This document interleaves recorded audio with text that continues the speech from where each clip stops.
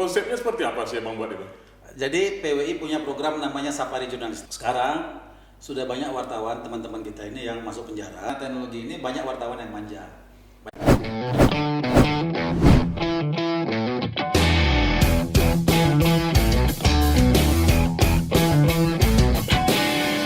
Selamat datang di dunia nyata karena ini bukan mimpi. Bang Zulmansyah. Luar biasa, ini podcast bukan mimpi. Hari ini kedatangan tamu istimewa, Ketua PWI Riau, Bang Zulmansyah. Bang, gimana kabarnya Bang? Alhamdulillah sehat. Gimana aktivitasnya jelang peringatan Hari Pers Nasional ini Bang? Mulai sibuk nggak? Bulan Februari ini semua wartawan sibuk, apalagi PWI. Iya. Karena memang bulan Februari ini adalah bulan di mana wartawan merayakan hari ulang tahunnya, wartawan merayakan hari jadinya. Jadi memang semua wartawan biasanya di bulan Februari ini pasti sibuk. Ini yang keberapa nih Bang untuk tahun 2022 ini Bang? Untuk tahun ini ulang tahun yang ke-76. 76 ya. Ini dipusatkan di mana Bang? Kalau untuk tingkat nasional dipusatkan di Kendari, di Sulawesi Tenggara, nanti Bapak Presiden Jokowi akan hadir. Untuk Provinsi Riau nanti dipusatkan di Kota Siak, Srindapura. Rencananya tanggal 20 Maret diselenggarakan untuk tingkat Provinsi Riau. Kalau untuk tingkat Provinsi Riau sendiri Bang, apa-apa saja nih agenda kita untuk menyumbangkan acara ini? Oh, banyak sekali ya. Sejak Januari kita sudah menggelar banyak kegiatan dalam rangka memeriahkan dan merayakan ulang tahun PWI, juga ulang tahun Hari Pers ini. Ya. Antara lain ada kegiatan olahraga, ada kegiatan kompetensi, kemudian ada kegiatan lomba karya tulis jurnalistik, macam-macam bentuknya. Juga ada kegiatan kebudayaan. Nanti rangkaian-rangkaian ini puncaknya itu di Siak, di Bang ya? Puncaknya di Siak, betul. Nah, sejauh ini partisipasi para anggota PWI sendiri bagaimana Bang lihat? Antusias mereka Bang? Luar biasa ya, karena memang semua yang kita selenggarakan ada door prize-nya, ada gimmick-gimmicknya, jadi menyenangkan untuk wartawan. Misalnya kita buat donor darah wartawan, target kita 76 wartawan yang ikut, tapi yang daftar ratusan orang, akhirnya terkumpul 130 kantong darah. Kenapa bisa ramai? Karena kita pada saat donor darah itu ada gimmicknya, ada door prize-nya. Jadi semua kawan-kawan yang ikut donor darah diundi, dapat 2 orang pemenang, nanti dibawa ke jalan-jalan ke Sumatera Utara dan ke Aceh. Jadi jalan-jalan ke Toba, ke Medan, sampai ke Banda Aceh dan titik 0 Pulau Sabang. Nah ini nih yang menarik tuh, jelajah wisata tadi itu tuh konsepnya seperti apa sih Bang buat itu? Jadi PWI punya program namanya Safari Jurnalistik. Safari Jurnalistik ini adalah melihat potensi-potensi wisata di berbagai daerah untuk kita bantu publikasi. Jadi wartawan di Riau ini tidak hanya mempublikasi pariwisata di Riau, juga kita minta melihat pariwisata di daerah lain, mempromosikannya, mempublikasikannya, dan membandingkannya dengan keadaan di Riau. Nah, tahun ini kita punya program 2 Safari Jurnalistik. Satu jelajah 1001 km Pulau Sulawesi, satu lagi jelajah menuju titik 0 ke Sabang. Itu dimulai bulan berapa nanti tuh Bang? Kalau jelajah 1001 km Pulau Sulawesi, nanti kita startnya tanggal 7.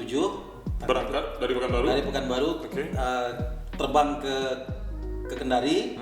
Dari Kendari 2 hari, nanti kita menuju ke Kolaka Utara, ke Lasusua, kemudian ke Masamba, ke Tanah Toraja, sampai ke Sulawesi Selatan, sampai ke Makassar finishnya. Ada berapa anggota yang ikut nanti Bang? Yang mendaftar banyak, tapi karena kapasitasnya terbatas, hanya 50 wartawan saja. 50 ya.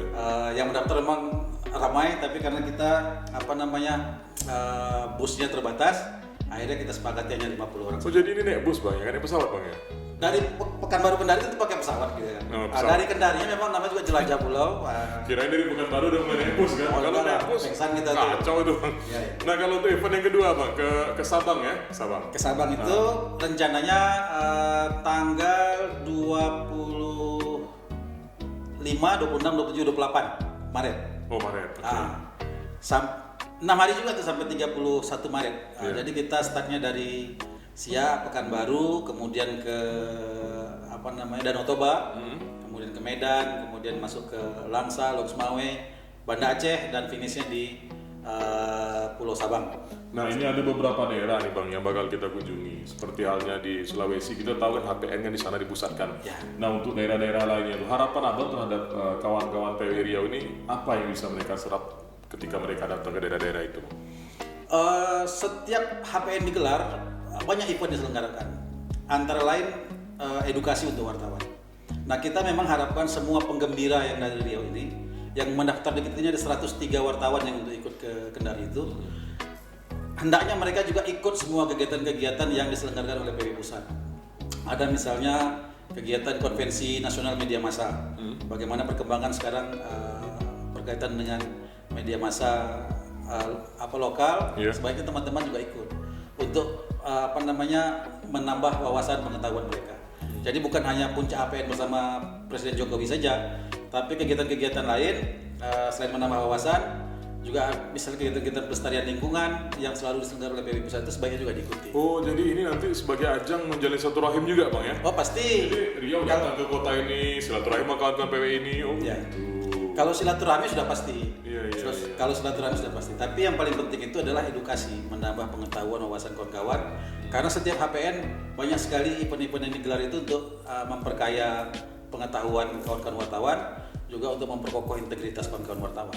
Nah, biar lebih santai Bang, ada kopi. Oh iya. Nggak puasa kan Bang? Enggak. Nah, kalau puasa gimana ya? Masih panas kayaknya. Bang, ini kan Hari Pers Nasional. Harapan Abang selaku Ketua PW Riau apa nih di momen-momen jelang Hari Pers nih Bang? Saya selalu ingatkan setiap Hari Pers bahwa teman-teman wartawan ini sekarang rentan dengan pelanggaran hukum. Oke. Sekarang sudah banyak wartawan teman-teman kita ini yang masuk penjara karena karya jurnalistiknya. Ada Bang ya? Banyak, bukan ada banyak. Di Riau sendiri Bang? Di Riau sekarang sedang ada beberapa berproses. Beberapa ada berproses. Kita juga sekarang sudah menugaskan Wakil Ketua Bidang Pembinaan Wartawan untuk mendampingi teman-teman kita yang dilaporkan kepada polisi. Kadang-kadang begini, kalau teman-teman ini karena karya jurnalistiknya dilapor ke polisi, kita akan bela habis-habisan. Tapi kadang-kadang kawan-kawan ini dilaporkan karena cara mereka meliput, cara mereka mendapatkan berita itu melanggar ketentuan hukum. Nah, yang seperti itu kita kadang-kadang agak susah. Karena itu selalu pada berbagai kesempatan kita ingatkan bahwa kita ini ada undang-undang yang mengatur. Sebagai wartawan kita diatur oleh undang-undang pers. Kemudian di PWI kita diatur oleh kode etik wartawan, juga kode perilaku wartawan. Di luar itu banyak lagi undang-undang yang mengatur, terutama undang-undang ITE. Nah teman-teman kita yang banyak masuk penjara ini karena terkena undang-undang ITE itu. Oh bukan karya tulisnya, lebih ke undang-undang ITE ya Bang ya? Jadi gini, teman-teman ini banyak keliru ketika dia tulis di media dia, itu masih dilindungi oleh undang-undang pers. Jadi kalau dia tulis di media dia, apakah itu media mainstream atau di media online, itu masih dilindungi oleh undang-undang pers. Bahkan ketika dia upload ke misalnya Instagramnya, Facebooknya gitu ya? Facebooknya, atau YouTube-nya, masih dilindungi undang-undang pers sejauh YouTube, Instagram, dan Facebook itu official dari medianya. Official. Tapi begitu dia share lewat WA dia, pindah undang-undangnya, masuk undang-undang ITE. Berita yang sama ketika diupload di YouTube itu masih dalam ranah undang-undang pers. Tapi begitu dia upload juga di YouTube yang pribadi akun dia, itu kena undang-undang ITE. Nah ini nih Bang, info ini yang banyak belum ngerti orang nih Bang. Dan bahkan masih jarang terdengar yang begini nih. Ya karena teman-teman wartawan ini dia kepingin beritanya viral. Iya betul. Viral. Kalau dia upload lewat official dia misalnya, misalnya Riau Post lah. Riau Post kita di-upload di YouTube Riau Post, di-upload di IG Riau Post, atau di-upload lewat riopost.com itu riopost.co, itu masih di undang pers. Tapi begitu wartawan yang kebablasan men-share lewat WA dia, kemudian men-share lewat Facebook pribadi dia, pindah undang-undangnya, masuk undang-undang ITE. Oh artinya masuk di ranah tanggung jawab pribadi dia.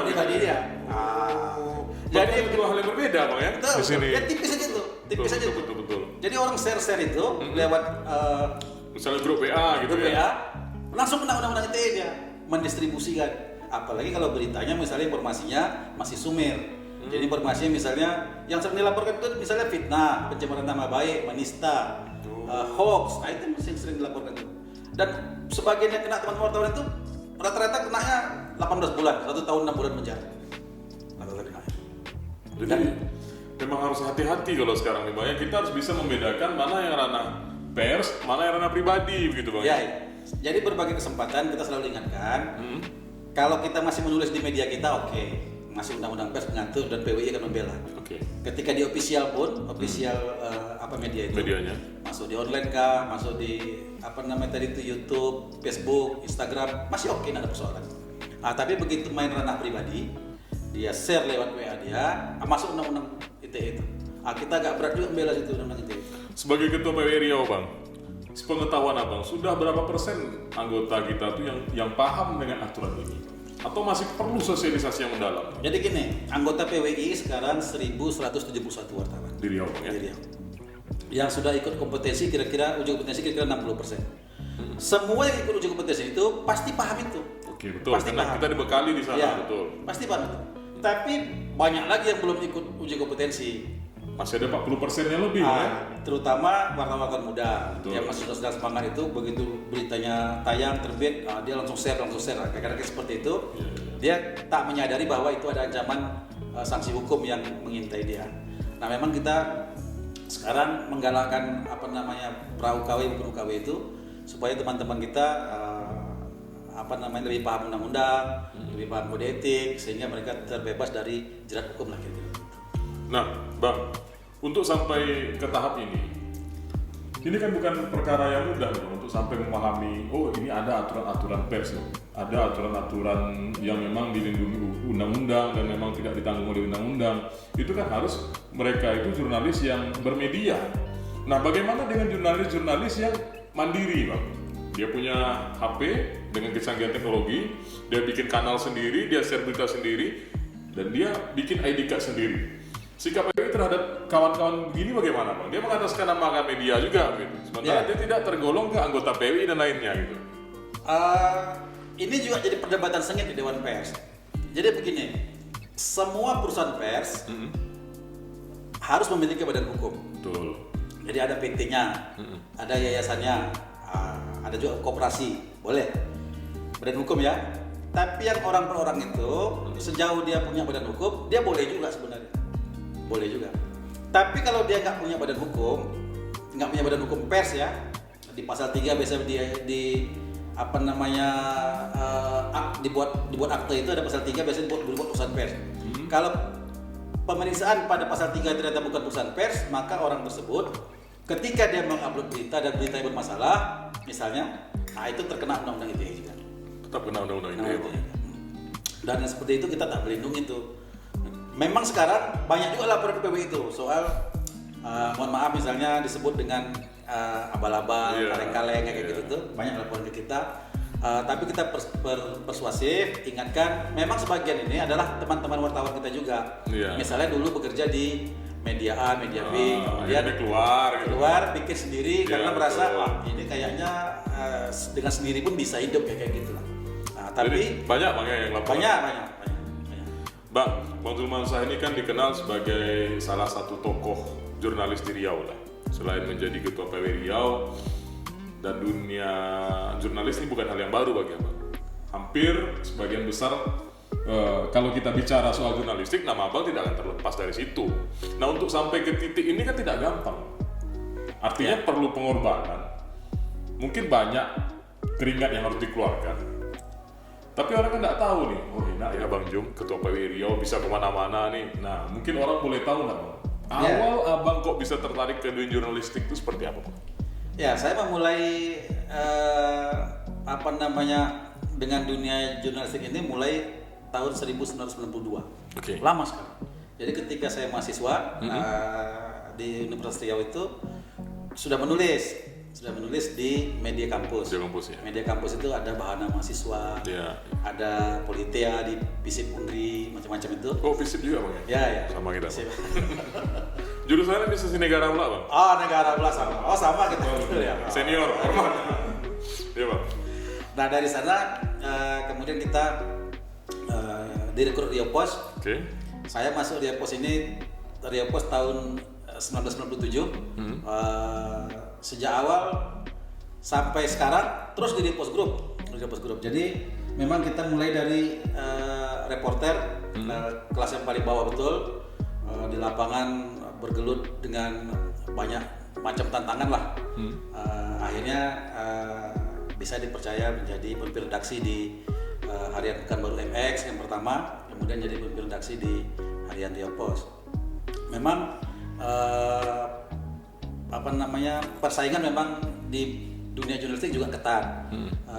Tapi saya bersyukur saya banyak belajar dari Pak Dahlan, banyak belajar dari Pak Rida Karyamsi, sehingga banyak ilmu-ilmu yang mereka kenalkan kepada kehidupan kita wartawan-wartawan muda ini yang menurut saya sangat baru dan perlu diteladani.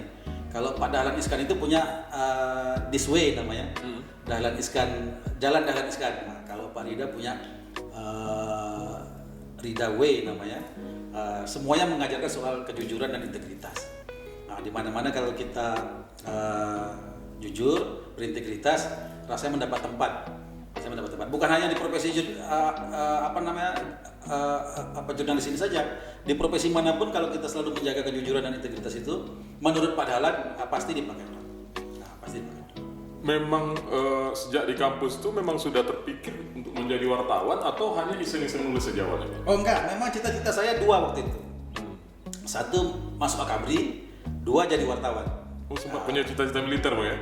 Sempat saya tes tapi nggak lulus.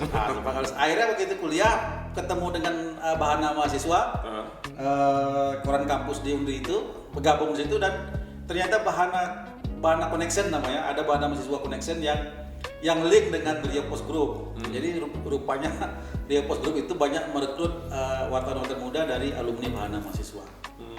Nah, saya nggak nyangka itu. Saya hanya ikut Bahana, kemudian ada rekrutmen dan ikut, akhirnya diterima di Ria Pos. Ya, menjalani karir seperti biasa dari reporter, asisten redaktur, asisten KL, jadi KL, Redpel, jadi Pimret, seperti itu. Abang kan mulai dari dunia jurnalis itu kan dari awal, Bang. Dari zaman belum seperti saat ini.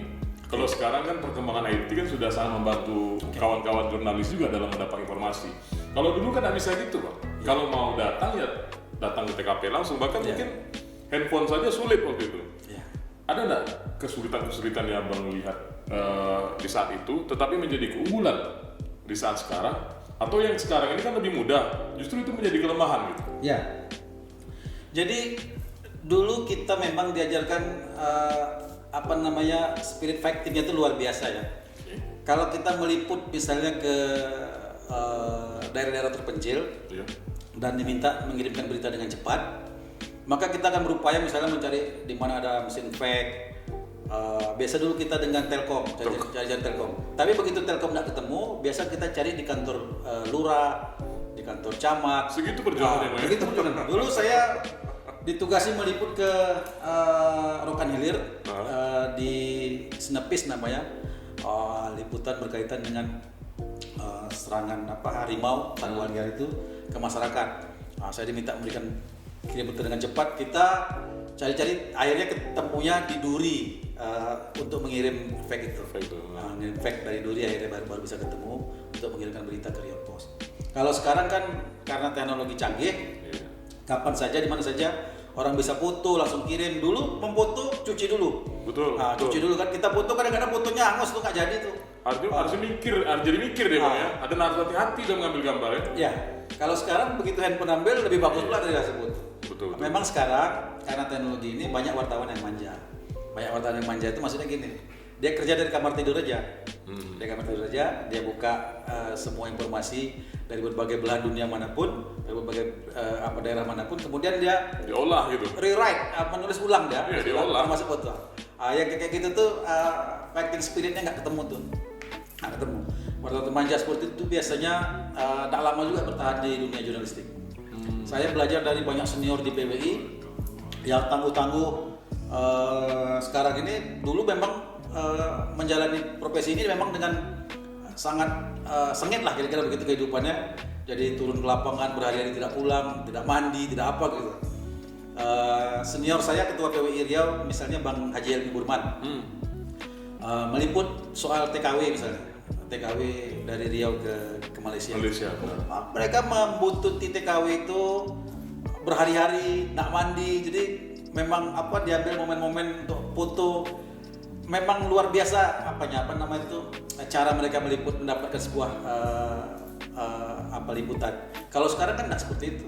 Tidak pernah saya dengar ada orang sekarang yang nggak mandi-mandi meliput. Tidak ada lagi bang. Dari kamar aja banyak. Iya. Buka berita, apalagi kalau berita itu sudah tersebar, tinggal tengok aja lagi. Kemudian olah, ya dikirim. Dulu kita misalnya ini ada peristiwa kebakaran, ada peristiwa pembunuhan. Itu boro-boro datang ke TKP itu. Boro-boro datang ke TKP. Kita ingin informasi kita yang paling dulu didapatkan orang untuk disebarluaskan. Sekarang orang nunggu lapor dari Polres saja, tolong dan diupload informasinya, tolong. Jadi nggak turun ke TKP lagi. Betul. Nggak turun ke TKP lagi. Terakhir saya lihat kebakaran yang di Bapeda kemarin kan sedikit wartawan yang datang. Mungkin mereka sudah dapat gambar dari Facebook dari ini kan.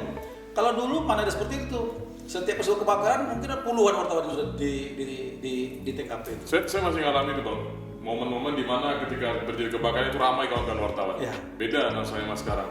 Kalau kita lihat bang, mungkin gambar yang kita tonton itu tidak ada bedanya sama yang di Facebook. Ya, karena mereka mengambil dari masyarakat yang rekam, yang itu direkam, dijadikan masuk beredar di WA grup, itu dijadikan gambar. Kebanyakan begitu. Mungkin melihat sikap-sikap begini bang. Gimana cara bang untuk menanamkan kedisiplinan dan perjuangan yang keras kepada kawan-kawan wartawan supaya fighting spirit itu tumbuh? Kalau soal disiplin, sebenarnya semua wartawan sudah diajarkan sejak awal. Deadline itu menunjukkan kita harus disiplin dengan deadline. Betul. Jadi kalau kita dulu di media cetak, misalnya deadline pukul 00, maka pukul 00 itu tidak boleh lagi ada informasi apapun yang masuk. Jadi semua harus sudah masuk sebelum pukul 00 itu.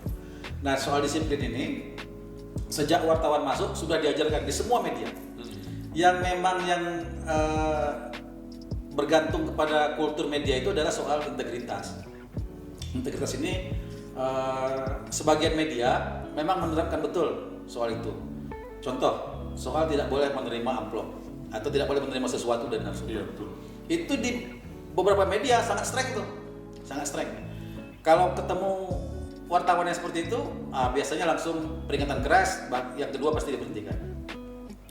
Tapi kalau sekarang misalnya, sebagian media malah mengharap itu. Betul. Sebagian media malah mengharap itu. Iya. Jadi kalau kita lihat kawan-kawan pers misalnya, ini oknum ya, 1-2 orang, datang ke liputan di hotel-hotel, datang ke liputan instansi berita. Mereka belum mau pulang kalau belum dikasih sesuatu itu. Biasanya kita kan datang liputan itu untuk cari informasi. Iya. Nah sekarang bukan hanya informasi dicari, tapi sesuatu yang lain juga dicari. Itu mental begini nih, itu masalah utamanya apa bang? Memang faktor rendahnya mungkin pendapatan dari kawan-kawan ini atau apa? Ya kita harus jujur mengakui bahwa tidak semua wartawan memiliki gaji yang layak di perusahaan. Secara ekonomi semuanya. Memang kalau kadang-kadang lelucon anekdot di PWI, memang tidak semua wartawan punya gaji, tapi semua wartawan punya rezeki gitu kan gitu. Rezeki itu yang menunggu rezeki menunggu kayak gitu tuh. Ya. Kadang-kadang rezeki menunggu tuh lebih besar pula tuh dapat gaji mereka gitu ya. Jadi kayak gitu leluconnya kayak gitu di PWI. Boleh kita wartawan tidak punya gaji, tapi kita masih punya rezeki rezeki itulah. Pandemi kan di Indonesia ini sudah sejak 2019 bang ya, dan di Riau 2020 mulai masuk. Nah selama pandemi ini kan otomatis dari sektor ekonomi seluruhnya itu terdampak. Ya. Nah bang selaku ketua PWI Riau menghadapi kondisi begini dan mengamankan anggota gimana nih bang? PWI menerima banyak laporan berkaitan dengan soal pandemi ini. Laporan misalnya ada teman-teman wartawan dirumahkan, kemudian tak diberikan apapun. Betul. Ada juga yang dilaporkan misalnya berbulan-bulan gajinya tidak dibayar. Dia tidak dirumahkan tapi berbulan-bulan gaji tidak dibayar karena situasi pandemi. Kita tugaskan bidang pembinaan wartawan untuk bernegosiasi dengan perusahaannya. Satu sisi ya, sisi yang lain kita mencarikan solusi agar teman-teman ini mendapatkan pendapatan baru di luar kerja dia sebagai jurnalis. Kemudian ada juga yang kita bantu langsung. Ya. Bantu langsung itu misalnya PWI memberikan dana ketahanan pangan 100 juta untuk anggotanya. Jadi kita masa pandemi ini menggulirkan 100 juta uang kas PWI untuk membantu teman-teman wartawan yang kesulitan. Sudah kita salurkan. Sudah kita salurkan. Misalnya gini, wartawan ini punya istri, mohon maaf ya, jago bikin kue, enak kuenya. Dia nggak ada modal, PWI berikan modal. Ada juga wartawan ini punya ternak, Ya. ada budidaya ikan air tawar misalnya, ada ternak ayam, mau dia besarkan nggak ada modal, PWI bantu. Jadi itu yang kita lakukan real untuk teman-teman itu agar secara ekonomi mereka terbantu. Dan sekarang antrian untuk itu banyak, cuman kan karena kita punya Keterbatasan anggaran dana, terbatas, iya. Jadi kita memang sudah 8 bulan menggulirkan itu. Alhamdulillah kawan-kawan melakukannya dengan gembira dan hasilnya juga ada kan. Saya gembira ada teman yang mengirimkan pizza ke kantor, banyak pizza itu. Maksudnya pizza itu karya istrinya yang kita bantu. Iya. Jadi kita bantu Modal dulu gitu. bantu modal, kemudian dia banyak dapat pelanggan. Dan sekarang berkembang. Alhamdulillah berkembang. Sesekali dia bagi rezeki juga, atau kita lihat dia kirim pizza ke PWI, ini sebagian dari hasil yang dia dapat dari dana ketahanan pangan dari PWI itu. Oke. Bang, terima kasih Bang, ini sudah banyak informasi yang Abang bagikan di sini. Yang pertama, selamat Hari Pers Nasional juga untuk kawan-kawan PWI di Riau dan juga di seluruh Indonesia. Nah, seperti biasa Bang, di segmen terakhir ini kan judulnya bukan mimpi nih. Kalau kita bicara soal mimpi, kayaknya Bang Jum sudah luar biasa ya. Mulai karir dari awal sebagai reporter dan bahkan terakhir menjadi direktur utama Ya. di salah satu radio televisi direktur utama. Nah, kalau seandainya hari ini Abang dikasih kesempatan untuk bermimpi dan mimpi itu menjadi kenyataan, apa satu hal yang paling Abang inginkan? Saya kalau boleh mimpi, memang kembali jadi wartawan kembali seperti itu. Saya dulu sekali saya berpikir wartawan itu sosok yang luar biasa, pekerjaan luar biasa. Karena dia bisa keliling dunia, nggak pakai biaya sendiri gitu, dibiayai orang untuk keliling dunia. Dan saya buktikan itu terjadi pada diri saya. Jadi ketika jadi wartawan, saya banyak keliling dunia, ke Eropa, ke Amerika, kemana-mana. Sudah banyak melihat dunia ini karena menjadi seorang wartawan. Ini profesi yang menurut saya yang dulu memang saya impikan, dan ke depan kalau saya boleh bermimpi, saya ingin jadi wartawan lagi. Oke, terima kasih. Selamat datang di dunia nyata, karena ini bukan mimpi. Bang Zulman Sasmida.